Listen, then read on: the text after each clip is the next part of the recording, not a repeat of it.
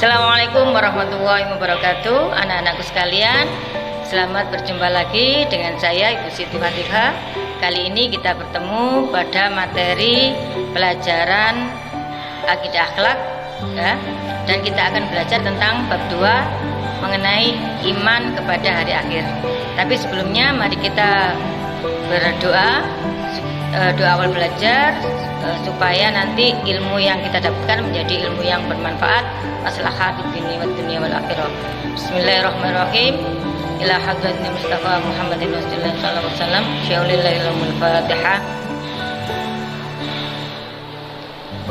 Alamin. Bismillahirrahmanirrahim. Allahumma ya man huwa fi ilmi muhit wa ya man huwa fi majdi munir wa ya man huwa fi lutfi syarif ya Hannan ya Mannan akrimna binul fahmi wa akhrijna min dhulumatil wahmi warzuqna fahman nabiyyin wa khifdal mursalin wa ilhamal malaikatil muqarrabin bi rahmatika ya arhamar rahimin walhamdulillahirabbil alamin. Baiklah, mari sekarang kita simak pelajaran yang pertama, yaitu sebelum belajar ya, saya akan tunjukkan dulu kira-kira apa kemampuan nanti yang akan kalian capai. Ya, jadi saya tunjukkan dulu bagaimana tujuan pembelajaran akidah akhlak kali ini. Yang pertama, setelah belajar materi ini kalian diharapkan mampu menjelaskan pengertian iman kepada hari akhir. Yang kedua, kalian diharapkan mampu menunjukkan dalil nakli tentang adanya iman pada hari akhir, kemudian menyebutkan tanda-tanda adanya hari akhir, menjelaskan fase-fase hari akhir, dan menjelaskan menjelaskan fungsi iman kepada hari akhir. Pertama, pengertian hari akhir. Apa itu hari akhir? Hari akhir memiliki dua pengertian. Yang pertama menurut bahasa, yang kedua menurut istilah. Menurut bahasa, hari akhir adalah hari berakhirnya segala sesuatu yang ada di muka bumi. Sedangkan menurut istilah, hari akhir adalah peristiwa di mana alam semesta ini akan hancur luluh isinya, yang akan membunuh semua makhluk di dalamnya tanpa terkecuali. Kemudian, apa saja dalil nakli adanya hari akhir itu? Nah, kita lihat yang pertama, dalil nakli adanya hari akhir yaitu tertulis dalam Quran surat Al-Imran ayat 185. Yang kedua, adanya hari akhir tertulis juga dalam Quran surat Al-Hajj ayat 7. Dan yang ketiga, terdapat dalam hadis Bukhari Muslim. Nah, itu bagaimana bunyinya nanti bisa lihat di buku materi kalian ya. Tanda-tanda hari kiamat ya. Tanda-tanda hari kiamat ini ada dua.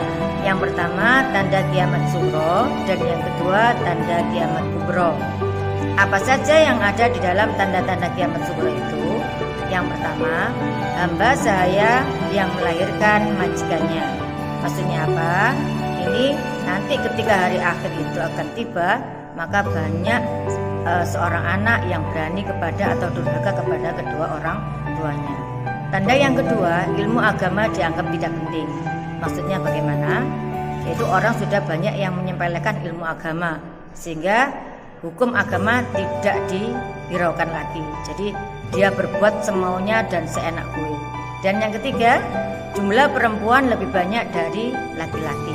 Jadi populasi wanita akan mendominasi kehidupan di bumi daripada kaum laki-laki.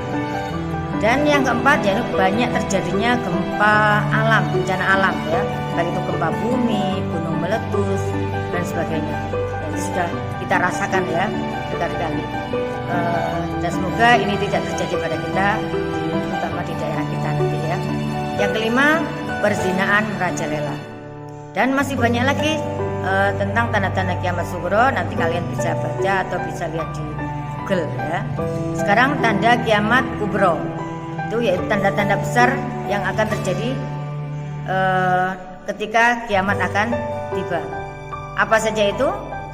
Matahari terbit dari barat. Biasanya matahari itu terbit dari timur, tapi ini aneh ya, terbit dari barat. Yang kedua, munculnya binatang ajaib yang bisa berbicara. Itu namanya binatang domba, ya. Tingginya 60 meter dan bisa berbicara seperti manusia. Dan semua manusia itu nanti akan ditangkap oleh binatang tersebut. Kemudian ada yang diberikan stempel, ya, dengan cincinnya Nabi Sulaiman, dan ada yang dipukul dengan tongkatnya Nabi Musa. Nanti apa ciri-cirinya yang di stempel dan bagaimana ciri-cirinya orang yang dipukul dengan tongkatnya Nabi Musa, itu menunjukkan perbedaan antara orang yang beriman dan orang-orang kafir. Ciri yang ketiga, rusaknya Ka'bah dengan sendirinya, ya. Jelas, ya, nanti Ka'bah itu akan rusak dengan sendirinya tanpa dihancurkan oleh siapapun. Ini sudah menunjukkan kiamat itu hampir dan sudah dekat. Kemudian yang keempat, seluruh manusia menjadi kafir dan lenyapnya Al-Quran. Orang sudah tidak bisa lagi membaca Al-Quran. Karena apa? Mushaf Al-Quran itu nanti akan terhapus dengan sendirinya. Yang kelima, berkuasanya Ya'juj Ma'juj di muka bumi. Nah, Ya'juj Ma'juj nanti yang akan menghabiskan semua makhluk yang ada di. Terus selanjutnya, fase-fase hari akhir. Bagaimana fase-fase atau tahapan-tahapan hari kiamat itu nanti? Yang pertama, adanya alam barzah. Apa itu alam barzah?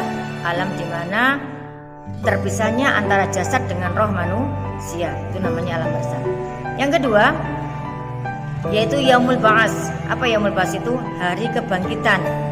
Maksudnya di mana manusia itu nanti setelah mati semua akan dibangkitkan dan ditempatkan pada satu tempat, ya, yang disebut padang mahsyar. Kemudian yang ketiga, Yaumul Mahsyar, yaitu hari tempat berkumpulnya manusia. Semua mulai Nabi Adam sampai anak cucunya, dan yang terakhir umatnya Nabi Muhammad akan dikumpulkan menjadi satu di suatu tempat yang luas, tanpa laut, tanpa gunung, tanpa bukit, semuanya rata, tanpa ada apapun sehingga terasa panas. Dan siapa manusia nanti yang akan mendapat perlindungan di sana, mendapat naungan dari Allah? Itu ada 7 golongan manusia yang akan kita bahas pada bab selanjutnya nanti. Yang ketiga, Yaumul Hisab, yaitu di mana manusia nanti akan mendapatkan perhitungan, ya, atas amalnya yang telah dilakukan di dunia. Yaitu orang baik atau orang jelek, itu nanti ada hisab sendiri. Dan hisab itu akan berlaku dan bersifat seadil-adilnya tanpa bisa direkayasa. Dan yang kelima, Yaumul Mizan, yaitu hari pertimbangan, di mana amal manusia itu nanti akan ditimbang, ya. Yang berat dan yang ringan itu akan ada tampak sekali, ya. Jadi tidak bisa dimanipulasi lagi. Dan yang terakhir, Yaumul Jaza, yaitu hari pembalasan, di mana Yaumul Jaza ini ada 2. Kalau orang baik amalnya banyak, maka dia akan masuk surga, dan apabila dia banyak bermaksiat, maka dia akan masuk ke dalam neraka.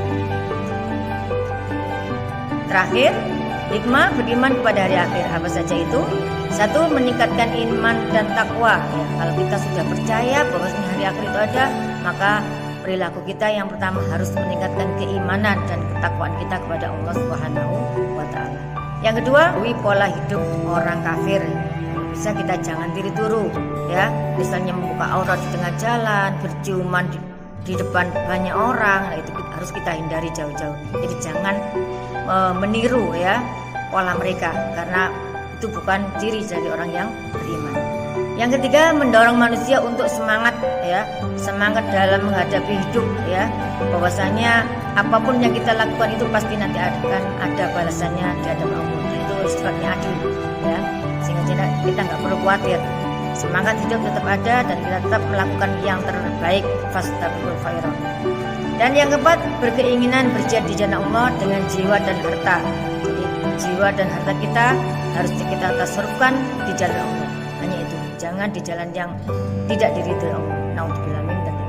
Terakhir, sabar ketika ditimpa musibah. Jadi musibah apapun bentuknya, baik itu musibah yang menimpa diri kita, menimpa pada orang-orang mukmin, itu kita harus hadapi dengan sabar, ya.